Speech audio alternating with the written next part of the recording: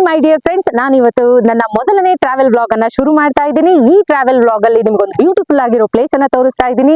ಅದು ದಾವಣಗೆರೆಯಿಂದ ಬರೀ 73 ಕಿಲೋಮೀಟರ್ಸ್ ದೂರದಲ್ಲಿದೆ. ಹಾಗೆ ಇಲ್ಲಿಂದ ಒಂದು 2 ವೀಲರ್ ಅಲ್ಲಿ ಹೋದ್ರೆ ಒಂದು ಮುಕ್ಕಾಲು ಗಂಟೆ ಟೈಮ್ ತಗೊಳ್ಬಹುದು. ಹಾಗೆ ನಾನು ಈಗ ತೋರಿಸ್ತಾ ಇರುವಂತ ಜಾಗದ ಬಗ್ಗೆ ಗೂಗಲ್ ಅಲ್ಲಿ ಆಗಿರ್ಲಿ, ಯೂಟ್ಯೂಬ್ ಅಲ್ಲಿ ಆಗಿರ್ಲಿ ಅಷ್ಟೊಂದು ಅಪ್ಡೇಟ್ಸ್ ಇಲ್ಲ. ಸೊ ನೋಡ್ತಾ ಇರಿ, ನಾನು ನಿಮ್ಗೆ ಒಳ್ಳೆ ಪ್ಲೇಸ್ ಅನ್ನ ತೋರಿಸ್ತೀನಿ. ನಾನೀಗ ಭದ್ರಾವತಿ ಮತ್ತೆ ಚನ್ನಗಿರಿ ರೋಡ್ ಅಲ್ಲಿ ಇದ್ದೀನಿ. ಸೊ ಇಲ್ಲಿಂದ ಇನ್ನೊಂದು 5 ರಿಂದ 10 ನಿಮಿಷದಲ್ಲಿ ಆ ಜಾಗ ಬರುತ್ತೆ.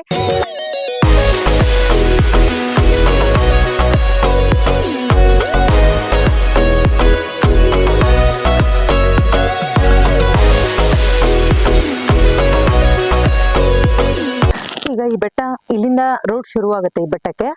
ಸೊ ಇಲ್ಲಿಂದ ಒಂದು 7 ರಿಂದ 8 ಕರ್ವ್ಸ್ ಬರುತ್ತೆ. ಸೊ ಮೇಲೆ ಹೋಗ್ಬೇಕೀಗ, ಹೋಗೋಣ ಬನ್ನಿ.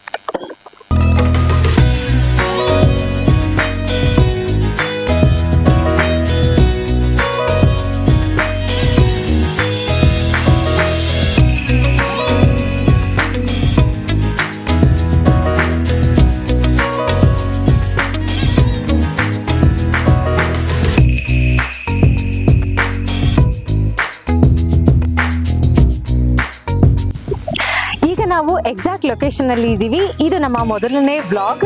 ಸೊ ಈ ಲೊಕೇಶನ್ ಬಂದ್ಬಿಟ್ಟು ಚನ್ನಗಿರಿ ಮತ್ತೆ ಭದ್ರಾವತಿ ನಡುವೆ ಒಂದು ದಮಣನ್ ಕೆರೆ ಅಂತ ಸಿಗುತ್ತೆ. ಅಲ್ಲಿಂದ ನೀವು ರೈಟ್ ಟರ್ನ್ ಆದ್ರಿ ಅಂದ್ರೆ ಈ ಬೆಟ್ಟಕ್ಕೆ ದಾರಿ ಸಿಗುತ್ತೆ.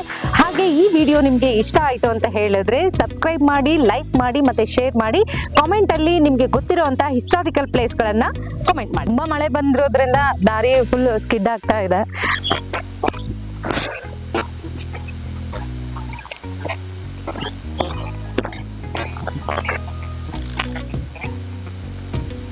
ಭೂತಪ್ಪ ಸ್ವಾಮಿ ದೇವಸ್ಥಾನ. ಸೊ ಅಲ್ಲಿಂದ ವ್ಯೂಸ್ ಮಾತ್ರ ತುಂಬಾ ಅದ್ಭುತವಾಗಿ ಕಾಣುತ್ತೆ.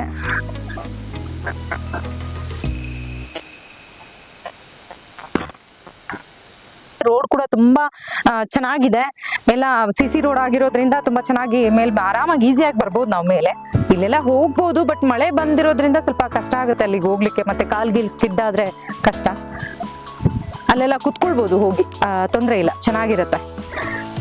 ಈಗ ಮಳೆ ಆಗಿರೋದ್ರಿಂದ ಇದೆಲ್ಲ ಸಣ್ಣ ಪುಟ್ಟದ ಗಿಡಗಳು ತುಂಬಾ ಬೆಳ್ಕೊಂಡ್ ಬಿಟ್ಟಿದೆ.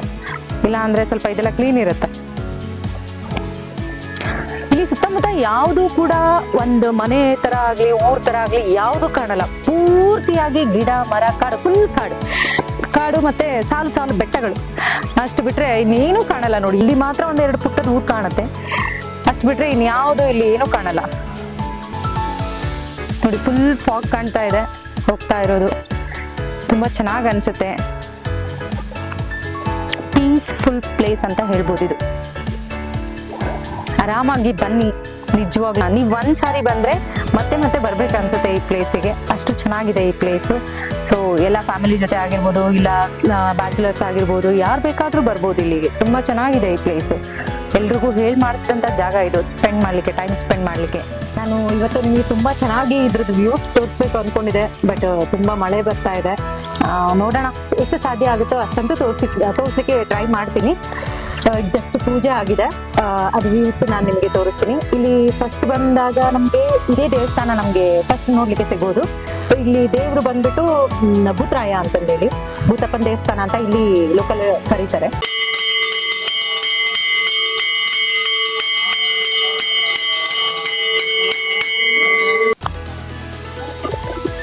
ನಾನು ಹೇಳ್ತಾ ಇದ್ನಲ್ಲ ತುಂಬಾ ಬ್ಯೂಟಿಫುಲ್ ಜಾಗ ಅಂತಂದೇಳಿ, ಅದು ಇದೇನೆ.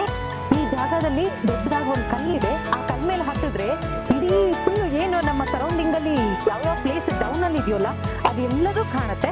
ಬನ್ನಿ ನೋಡೋಣ.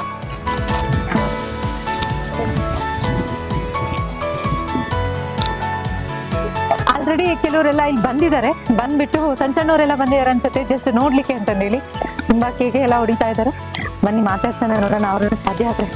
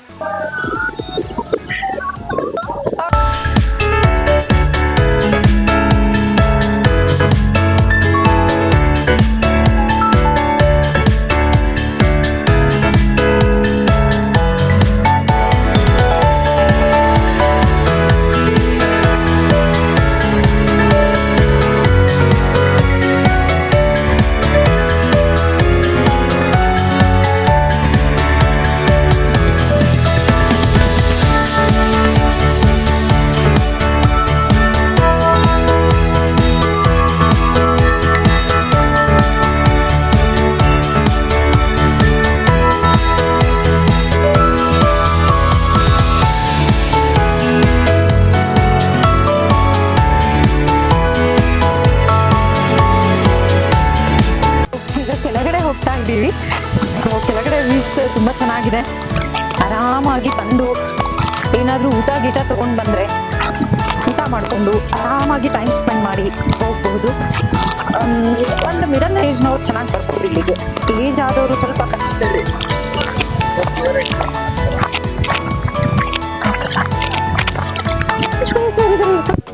ನೀವು ಬಂದಿರೋದು ಎಲ್ಲಿಂದ? ಭದ್ರಾವತಿಯಿಂದನಾ? ಓಕೆ. ನಿಮ್ದು ಇಷ್ಟೆಲ್ಲ ಜನ ಫ್ರೆಂಡ್ಸ್? ಓಕೆ. ಎಲ್ಲ ಇನ್ ಕಾಲೇಜ್ ಮೇಟ್ಸಾ? ಎಲ್ಲ ಸ್ಕೂಲ್ ಫ್ರೆಂಡ್ಸ್ ಫ್ರೆಂಡ್ಸ್. ಓಕೆ. ಯಾವಾಗ ಬರ್ತೀರಾ? ಅಂದ್ರೆ ಮಂತ್ಲಿ ಬೇಜಾರಾದಾಗ ಬರ್ತಾರಂತೆ. ಓಕೆ. ಏನಾದ್ರು ಯಾವತ್ತಾದ್ರೂ ಬಂದು ಇಲ್ಲಿ ಅಡಿಗೆ ಮಾಡ್ಕೊಂಡು ಊಟ ಮಾಡ್ಕೊಂಡು ಹೋಗಿದ್ದೀರಾ? ಅಡಿಗೆ ಮಾಡಕ್ ಬಂದಿದ್ದೀರಾ? ಅಡಿಗೆ ಮಾಡ್ಕೊಳಕ್ಕೆ? ಹೌದಾ? ಅಡಿಗೆ ಯಾರು ಮಾಡ್ತಾ ಇದಾರೆ? ಮತ್ತೆ ಅಡಿಗೆ ಅಡಿಗೆ ಯಾರು ಮಾಡ್ತಾ ಇದ್ದಾರೆ? ಈಗ ರೆಡಿ ಆಗ್ತಾ ಇದೀವಿ. ಹೌದಾ? Okay, fine. ಚೆನ್ನಾಗಿ ಅನಿಸುತ್ತಾ ಇಲ್ಲಿ ನಿಮ್ಗೆ ಬಂದಾಗ? ತುಂಬಾ ಪೀಸ್ಫುಲ್ ಆಗಿದೆ. ಹೌದಾ? ಓಕೆ. ಹಾಗಾದ್ರೆ ಫುಲ್ ಖುಷಿಯಾಗಿ ಹೋಗ್ತೀರಾ ಬಂದಾಗ? ಓಕೆ. ಅಪ್ಪ ಅಮ್ಮನ ಜೊತೆ ಯಾವಾಗಾದ್ರೂ ಬಂದಿದ್ದೀರಾ? ಇಲ್ಲ, ಬರೀ ಫ್ರೆಂಡ್ಸ್ ಬಿಡ್ತಾ ಇದ್ದಾರೆ. ಓಕೆ. ಹೋಗ್ಬೇಕು ಸ್ವಲ್ಪ ಸ್ಟ್ರಾಂಗ್ ಆಗಿ. ಸ್ಟ್ರಾಂಗ್ ಆಗಿ ಓಕೆ. ಸರಿ. ಹಾಗಾದ್ರೆ ಪೀಸ್ಫುಲ್ ಆಗಿದೆ ಪ್ಲೇಸ್. ಬೇಜಾರಾದಾಗೆಲ್ಲ ಇಲ್ಲಿ ಬಂದ್ರೆ ಖುಷಿ ಆಗುತ್ತೆ. ಫ್ರೆಂಡ್ಸ್ ಜೊತೆ ಬಂದ್ರೆ ಖುಷಿ ಆಗುತ್ತೆ. ನೋಡಿದ್ರಲ್ಲ ಫ್ರೆಂಡ್ಸ್, ಇಲ್ಲಿ ಬಂದಿರೋ ಅಂತವ್ರು ಎಷ್ಟು ಖುಷಿಯಾಗಿ ಬಂದು ಇಲ್ಲಿ ಎಂಜಾಯ್ ಮಾಡ್ಕೊಂಡು ಹೋಗ್ತಾರೆ ಅಂತ ಹೇಳಿ. ಸೊ ನೀವು ಕೂಡ ದಯವಿಟ್ಟು ಒಂದ್ಸಾರಿ ಬನ್ನಿ. ನಿಮ್ಗೆ ನಿಜವಾಗ್ಲೂ ಕೂಡ ಈ ಪ್ಲೇಸ್ ತುಂಬಾನೇ ಇಷ್ಟ ಆಗುತ್ತೆ. ಸೊ ಬರುವಾಗ ನಿಮ್ ಫ್ಯಾಮಿಲಿ ಜೊತೆ ಬನ್ನಿ, ಅದು ಇನ್ನೂ ಖುಷಿ ಕೊಡುತ್ತೆ. ಸೊ ಮತ್ತೆ ಇನ್ನೂ ಮೇಲೆ ಎಲ್ಲ ಪ್ಲೇಸ್ ಇದೆ, ನಾನು ಅದನ್ನ ನೆಕ್ಸ್ಟ್ ತೋರಿಸ್ತೀನಿ ನಿಮ್ಗೆ. ಅಡಿಗೆ ಮಾಡ್ತಾ ಇದ್ದಾರೆ ಎಲ್ರು. ಅಂದ್ರೆ ಬರೀ ಬ್ಯಾಚುಲರ್ಸ್ ಬಂದಿದ್ದಾರೆ, ಫ್ಯಾಮಿಲಿ ಏನ್ ಬಂದಿಲ್ಲ. ಸೊ ನಾನ್ ವೆಜ್ ಊಟ ಚೆನ್ನಾಗಿರುತ್ತೆ. ಇಲ್ಲಿ ಬಂದು ಊಟ ಮಾಡ್ಕೊಂಡು ಒನ್ ಡೇ ಫುಲ್ ಪೀಸ್ಫುಲ್ ಆಗಿ ಟೈಮ್ ಸ್ಪೆಂಡ್ ಮಾಡ್ಕೊಂಡು ಹೋಗೋದು ತುಂಬಾ ಮಜವಾಗ್ಲೇ ಇರುತ್ತೆ. ನೋಡೋಣ ಯಾವ ತರ. ನೋಡಿ ಯಾವ ತರ ಆ ಕಡೆ ನೋಡಿ ಯಾವ ತರ ಅಡಿಗೆ ಮಾಡ್ಕೊಂಡು.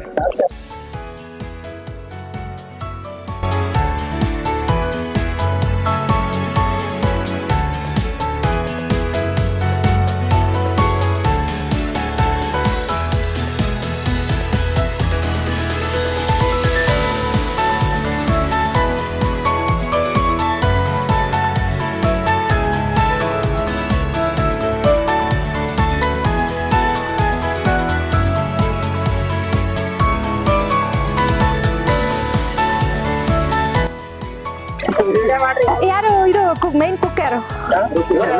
ಎಲ್ರು ಕುಕ್, ಎಲ್ಲದೂ ಒಂದೊಂದು ಕೈ ಬೀಳ್ತಾ ಇದೆ ಇದರಲ್ಲಿ.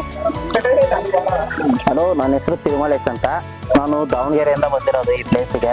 ನಾನು ನಮ್ಮ ಫ್ರೆಂಡ್ಸು ಅವಾಗ ಬರ್ತಾ ಇರ್ತೀವಿ. ತಿಂಗಳಿಗೆ ಒಂದು ಟೈಮ್ ಇಲ್ಲ 2 ತಿಂಗಳಿಗೆ ಒಂದು ಟೈಮ್ ಬರ್ತಾನೆ ಇರ್ತೀವಿ ಇಲ್ಲಿಗೆ.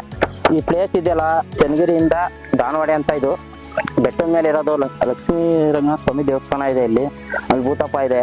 ಆಮೇಲೆ ಸುತ್ತಮುತ್ತಲು ನೋಡೋಕ್ಕೋಸ್ಕರನೇ ಬರ್ತೀವಿ. ಪ್ಲೇಸು ತುಂಬಾ ಚೆನ್ನಾಗಿದೆ. ಪ್ಲೇಸು ಆದಷ್ಟು ಎಲ್ಲಾರು ಬಂದು ನೋಡ್ಕೊಂಡು ನೋಡ್ರಿ, ಬಹಳ ಚೆನ್ನಾಗಿದೆ ಪ್ಲೇಸ್ ಇದು. ಹೆಸರು ರಾಹುಲ್. ಅಡುಗೆ ಎಲ್ಲ ಮಾಡ್ಕೊಂಡು ಇಲ್ಲಿ ಊಟ ಒಂದ್ ದಿನಕ್ಕೆ ಟೈಮ್ ಸ್ಪೆಂಡಿಗೋಸ್ಕರ ಬರ್ತೀವಿ. ಮತ್ತೆ ಏನಾರ ಅರ್ಕೆ ಇದ್ರೂ ಮಾಡ್ಕೊಂತೀವಿ ದೇವ್ರ ಹತ್ರ. ನಾವು ನಮ್ಮ ಸಿಸ್ಟರ್ ಅಕ್ಕನ ಜೊತೆ ಮತ್ತೆ ನಮ್ಮ ಫ್ರೆಂಡ್ಸು, ನನ್ನ ತಮ್ಮ ಅವರ ಜೊತೆ ಎಲ್ಲ ಬಂದಿದ್ದೀವಿ. ಖುಷಿ ಆಗುತ್ತೆ. ಒಂದಿನ ನೇಚರ್ ಬಗ್ಗೆ ಇರ್ಬೋದು ಇಲ್ಲಿ.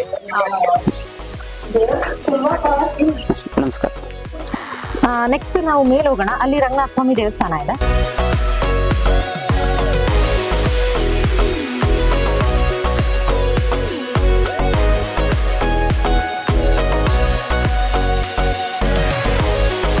ಫೈನಲಿ ನಾವು ಬೆಟ್ಟದ ತುದಿಯಲ್ಲಿರುವಂತಹ ಶ್ರೀ ರಂಗನಾಥ ಸ್ವಾಮಿ ದೇವಸ್ಥಾನಕ್ಕೆ ಬಂದಿದ್ದೀವಿ. ಈ ರಂಗನಾಥ ಸ್ವಾಮಿಗೆ ಸುಮಾರು ವರ್ಷಗಳ, ಅಂದ್ರೆ 100 ವರ್ಷಗಳ ಹಿಂದಿಂದನೂ ಇತಿಹಾಸ ಇದೆ ಇದಕ್ಕೆ. ಆದ್ರೆ ಲೋಕಲ್ ಜನಗಳಿಗೆ ಸ್ವಲ್ಪ ಮಾತ್ರ ಗೊತ್ತು. ಅದು ಎಷ್ಟು ಗೊತ್ತು ಅಂತ ನಾನು ಸ್ವಲ್ಪ ತಿಳ್ಕೊಂಡು ಅದನ್ನ ನಾನು ನಿಮ್ಗೆ ಹೇಳ್ತೀನಿ ಏನೇನಿದೆ ಅಂತಂದು ಹೇಳ್ಬಿಟ್ಟು. ಇದೇ ಆ ದೇವಸ್ಥಾನ.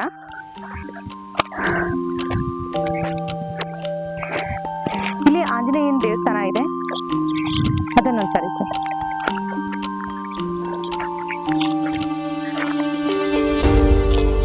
ಈ ರಂಗನಾಥ ಸ್ವಾಮಿ ದೇವಸ್ಥಾನವನ್ನ ಹೊಯ್ಸಳ ಮಹಾರಾಜರು ಕಟ್ಟಿಸಿರ್ತಾರೆ. ಇಲ್ಲಿರೋ ಉತ್ಸವ ಮೂರ್ತಿಯನ್ನ ಮಡಿವಾಳರು ಕತ್ಕೊಂಡು ಹೋಗ್ಬಿಟ್ಟು ಮೈಸೂರಲ್ಲಿ ಇಟ್ಕೊಂಡಿರ್ತಾರೆ. ಆ ನಂತರ ಹೊಯ್ಸಳ ಮಹಾರಾಜರು ಅಲ್ಲಿಗೆ ಹೋಗ್ಬಿಟ್ಟು ಮತ್ತೆ ಆ ಮೂರ್ತಿಯನ್ನ ವಾಪಸ್ ತಂದು ಇಲ್ಲಿ ಪ್ರತಿಷ್ಠಾಪನೆ ಮಾಡಿ ಮತ್ತೆ ಹಬ್ಬ ಹರಿದಿನಗಳನ್ನ ಶುರು ಮಾಡ್ತಾರೆ. ಸೊ ಆ ಈ ದೇವಸ್ಥಾನ ಕೂಡ ಹೊಯ್ಸಳ ಮಹಾರಾಜರೇ ಕಟ್ಟಿರುವಂತದ್ದು. ಮತ್ತೆ ಇಲ್ಲಿ ವಿಶೇಷತೆ ಏನು ಅಂತ ಹೇಳಿದ್ರೆ, ಇಲ್ಲಿ ಯಾರಾದ್ರೂ ಏನಾದ್ರೂ ಟೆನ್ಷನ್ಸ್ ಇಟ್ಕೊಂಡು ಬಂದು ದೇವಸ್ಥಾನದ ಒಳಗಡೆ ಹೋದ್ರೆ ನಿಮ್ಗೆ ತುಂಬಾ ನೆಮ್ಮದಿ ಸಿಗುತ್ತೆ ಅಂತ ಇಲ್ಲಿ ಅವರು ಹೇಳ್ತಾರೆ. ನಮಗೂ ಕೂಡ ಅನುಭವ ಆಗಿದೆ. ನಿಮಗೂ ಅನುಭವ ಆಗ್ಬೇಕು ಅಂದ್ರೆ ದಯವಿಟ್ಟು ಒಂದ್ಸಲ ವಿಸಿಟ್ ಮಾಡಿ.